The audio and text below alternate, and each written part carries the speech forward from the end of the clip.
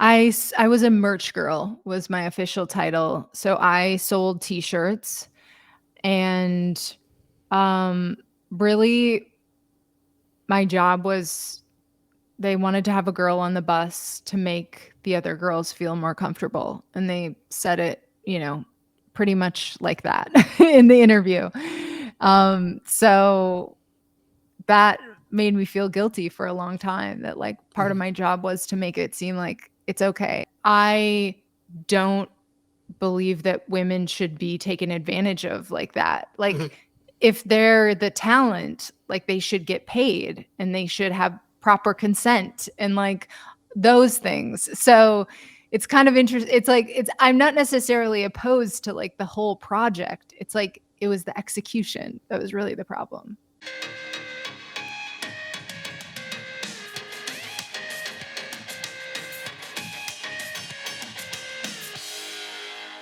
Welcome to Pario magazine, where I chat with individuals who have a desire to create.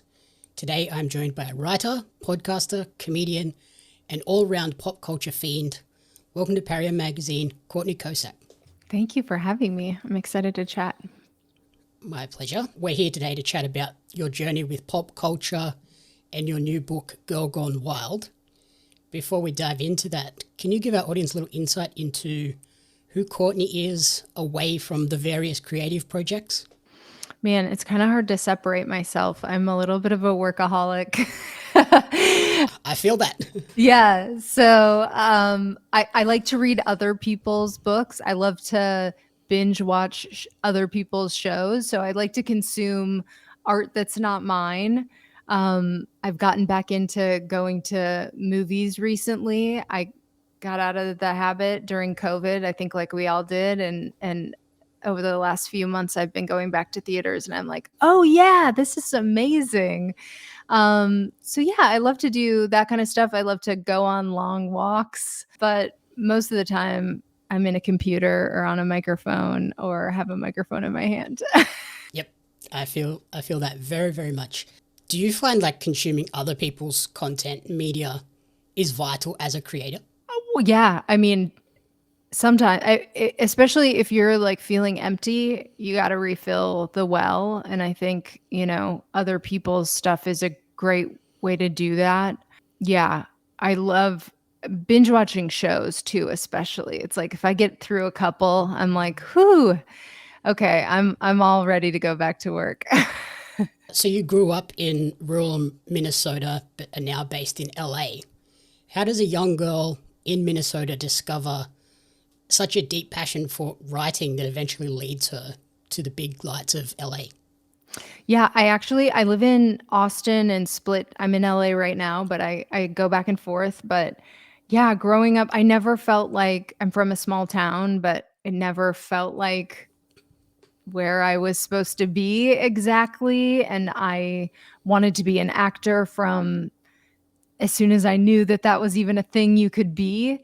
And so I think it was just like lifelong, obsession. And it was harder to get media back then. Remember pre-compute, pre Mm-hmm. everyone had their own laptop. It was like a different sort of journey, but everything I could get my hands on, I wanted to watch and read and I was an early reader. So, yeah. Yeah, back then, like even just watching a movie, you had to physically leave your house and either go to a cinema or go to a video store and rent the thing and bring it home. Yeah, you had to have an idea in your head. You couldn't just get on there and scroll and it was a different journey. So then every creative obviously has people that they look to for inspiration.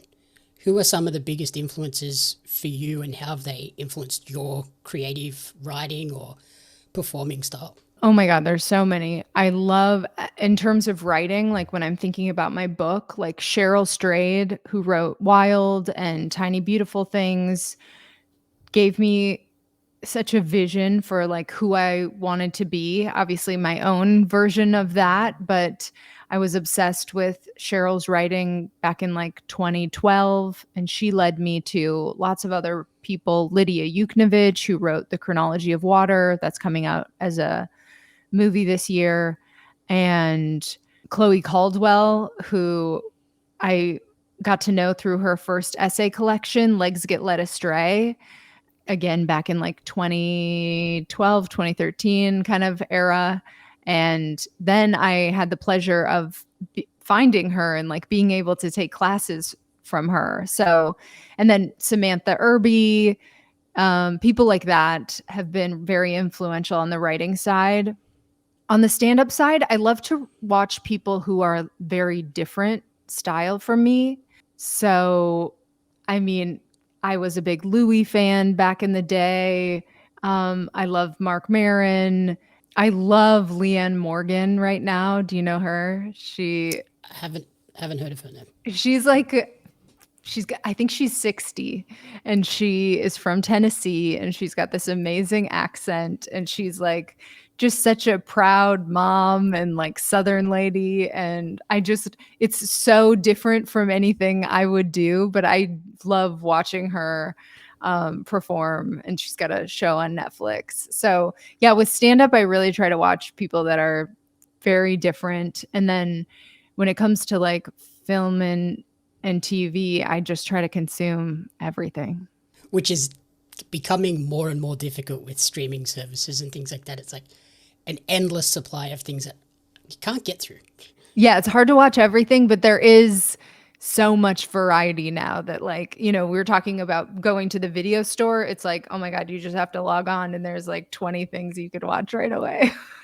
Yeah, even like just on your phone, you've got like 6 video stores just on your phone these days. Totally. Like I said, we're here to chat about your memoir, Girl Gone Wild, which explores early 2000s pop culture through the lens of someone working on the now infamous Girls Gone Wild tours. Firstly, how did you find yourself involved in Girls Gone Wild, and how did that shape your view of the entertainment industry?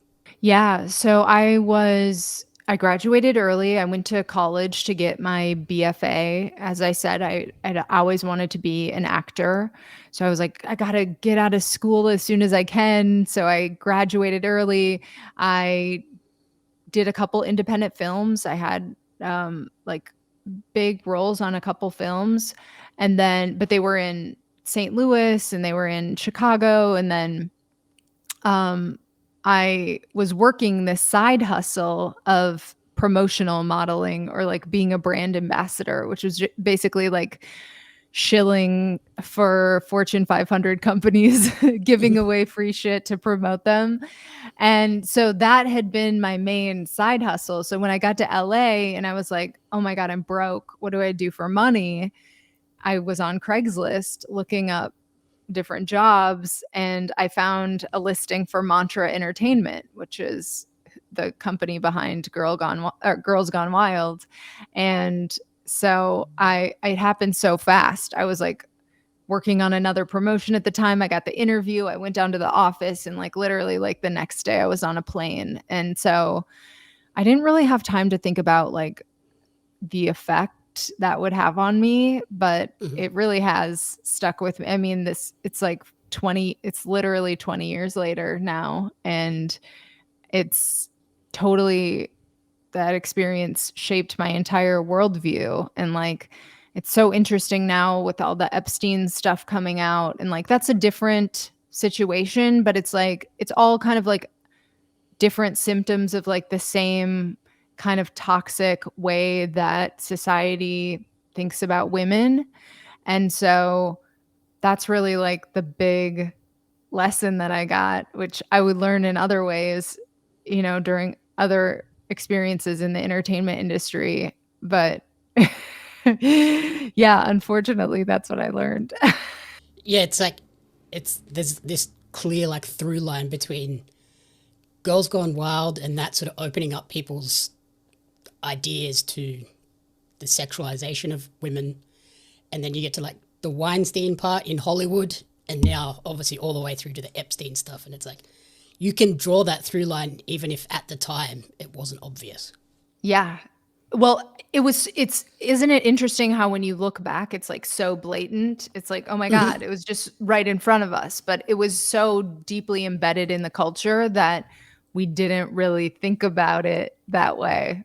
So it's so funny because I've pitched, in the various versions of the story that I've done. I did a podcast version. I'm going to do a longer podcast version. I'm working on a TV version. I obviously wrote about it in the book, but in the various pitching that I've done, some people will be like, "Yeah, but it was so like obvious.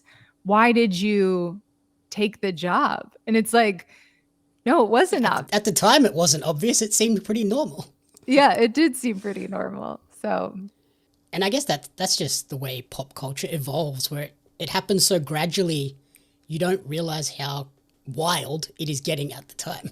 exactly. Exactly. Is that like what the Girls Gone Wild tours were like as well? Like, I feel like they started relatively tame and got much worse as it went on. I think there was a difference between how it was depicted on TV, with the late night infomercials where things were censored and there was nothing explicit about it. And there were politicians like John Kerry was making jokes about Girls Gone Wild. Like it was all over. And it was the tame version that was all over. So it was really easy to pretend like that's all there was. But really, those infomercials were promoting something else that was more explicit. And really, I'm like a very sex positive person. I have a sex podcast. I I think sex work should be legal. It's not that I'm prudish about sexuality, like the opposite.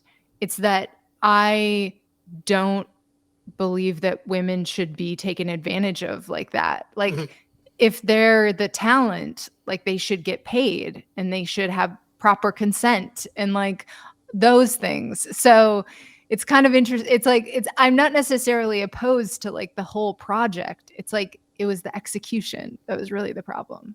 And like that gets us into sort of the modern climate of like OnlyFans and things like that, where at least the girls that are doing that, they're in total control of it and they're the ones making the money from it.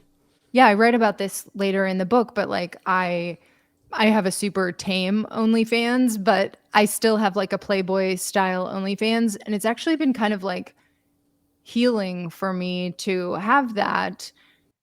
It's really like a way for me to monetize my podcast, really.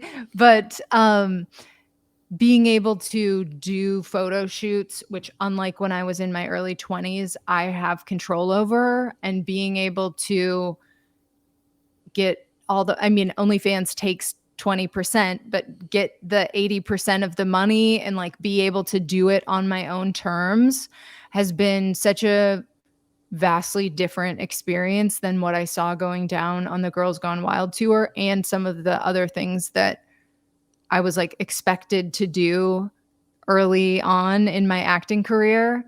So yeah, I mean, in that way, I think we are kind of moving in the right direction. People have their own issues about how ubiquitous OnlyFans is, but it's like it's a different business model. It's like it's way more consent based. It's way more empower. Women have more power in that scenario. And then, so what was specifically your role on the Girls Gone Wild tours? I was a merch girl was my official title. So I sold t-shirts and really my job was they wanted to have a girl on the bus to make the other girls feel more comfortable, and they said it, pretty much like that in the interview. So that made me feel guilty for a long time that like part of my job was to make it seem like it's okay that that's she's here and like she seems fine, so it's probably okay for me to do it. And so it wasn't quite as simple as I was just selling t-shirts and thongs and boy cut briefs. I wish, but it was a little more insidious than that. So are there any stories from your time on the tour that for you were too outlandish and too wild to then make it into the book? No, I had really the most impactful conversations that I had with girls on the tour. It was just girls that were wanting something else from the situation or thinking something else about the camera guys that they were hooking up with, or there's a girl that I talk about in the book who had just had a baby, and her baby daddy was in prison or jail for some like meth related conviction, and she was like there for escape, there for attention that she wasn't getting at home, there she was there for like sad reasons. And so I did have I put my most impactful conversations like that in the book, but yeah, they did bum me out. How was that process of sort of revisiting all of this for the book? you know, that experience was probably not the among the hardest.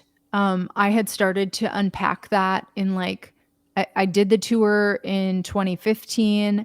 In 2012, I wrote about it for the first time. So I'd already started to unpack it then, kind of ahead of like really the culture truly catching up.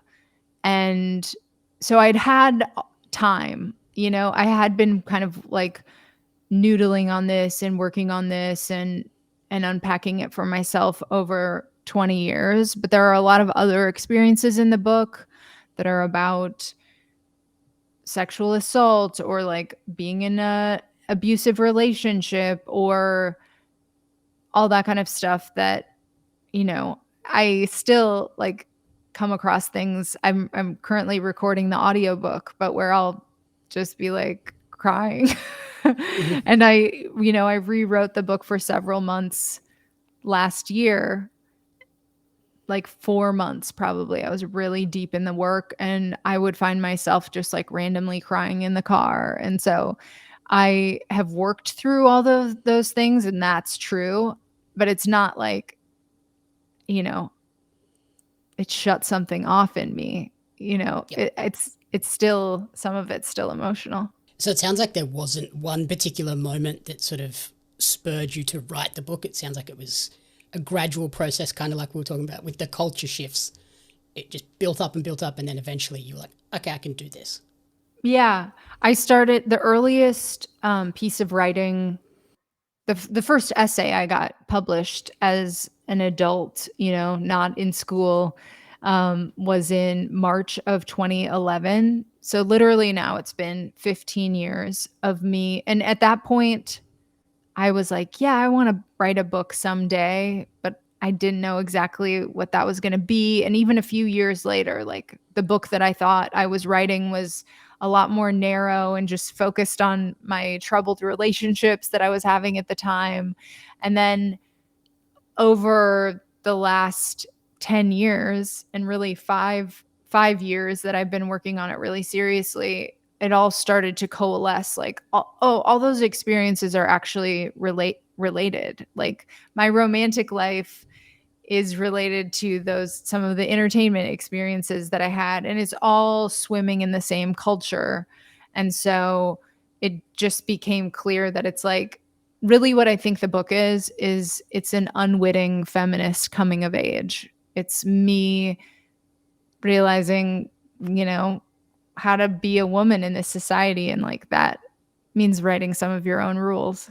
And is the book mainly sort of personal stories, or did you also reach out to other people and do some sort of research and analysis of how pop culture has changed over the years?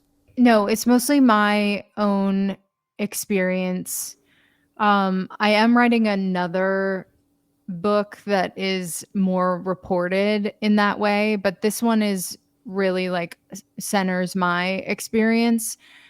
I researched things that I didn't necessarily, to can fact check myself basically, would be like the research that I did for the book. And not all of, I did a beauty pageant at one point, and like I did research around that experience, and like not all of that made it into the book. So there's still more for later. Has sort of writing this book now altered how you view media and pop culture as well, because you've had that chance to go back and revisit it and see all of those steps that built to this point? Yeah, I think it's a lot easier to see how things were in retrospect, right? Like we were saying earlier. So yeah, I feel that about the culture, and I feel that also about myself, and just being able to like identify what really went down and how I should feel about it. It's really been a super, I mean, I talk about this at the end, but like it's been an incredibly liberating experience. Some memoirists don't like when writing is referred to as therapy, and I do not mean that in like any sort of reductive way. It's there's craft and there's other elements that go into it, but I do think that writing it has been a transformative experience, and I hope it gives that to other women and other people that read the book too. On that front, who sort of is the target audience for the book? I think it's really for like millennial women. I mean, it's written to be a good read for anyone, but I think, you know, like Gen Z would probably appreciate the nostalgia of it. And Gen X women would have enough of the same kind of touchstones of living in that sort of like pre-internet world a little bit too, having like one foot in that world. So I think it's really for like those generations of women, and then I hope I have some other male readers as well. And then if you look back on sort of the early 2000s, do you feel like there's one particular moment where the culture really shifted and changed pop culture today? One moment. I mean, I do think things like the Girls Gone Wild kind of like reckoning was really big. There were other things that were related to that too, right? Just like the way that it was all kind of wrapped up in the same bundle, the Wild On show. Not that any of it was like bad. I just think that even old movies, you watch old movies from that time period, and like the way that they talked about trans people, the way Mm-hmm. that they talked about women, it's like it kind of is jarring when you watch that again, and it'll be like a great movie, you know, a movie that was beloved at the time, or a show like even Sex in the City, some old episodes, you're like, oh, yikes, we wouldn't say that anymore. But Yep. like, you know, not that I think we should throw out all of that media. It's just I think it's good. I think it's good that we're still that we're evolving, and I'm sure there are things that we're doing today that we're going to look back on in 20 years and we're going to go, oof, we should Yep. have probably knocked that off a little earlier. Yeah, in the last couple of years on the Commentary Booth podcast, we've been doing sort of the 10, 15, 20, 25-year anniversaries of films. And we've recently watched Superbad for its, I think it's 20-year anniversary, and Ace Ventura Pet Detective. And they were both like, not great. The way they treat trans people in Ace Ventura was like, oh, geez, that's really not good. Totally. And then Superbad, just the way they were talking about the girls in the high school was like, okay, that's not great either. And yeah, but they Totally. were such beloved movies at the time. Yeah. That's why I even think, I mean, like for me, Girls Gone Wild was such you know, transformative experience in a bad way. But like, it's not like Joe Francis is like the only demon of the culture. You know, it was like way more ubiquitous than that. And it was like all the stuff that we were watching. It was like a whole vibe. And it's something that we still have not fixed. Like I reading the Epstein emails has made me just like, oh my God, we're not even close. Yep. And that's the stuff they deemed reasonable to give to the public. And I was like, oh God. Yes. Yeah. The unredacted stuff. Yikes. Yep.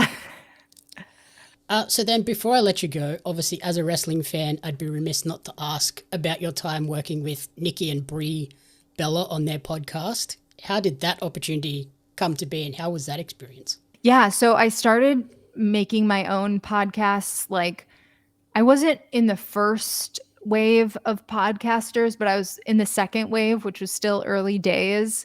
And so back in like 2013, 2014, my writing partner and I at the time did a podcast called Voicemails to Self that was like a silly comedy podcast. And then in 2016, I started the podcast that became Private Parts Unknown that I still do. And so I had these experiences. I knew how to make a podcast, and I really wanted to work in the industry in that way. You know, when I was kind of frustrated, I had a couple TV writing kind of opportunities, but it wasn't quite enough to sustain me. So I was like, this is the perfect job for me. And like the podcast industry was just taking off. And they were basically, I had two shows that I started on kind of around the same time, and they were one of them. And I produced their podcast, which was um at that time called the Bellas Podcast.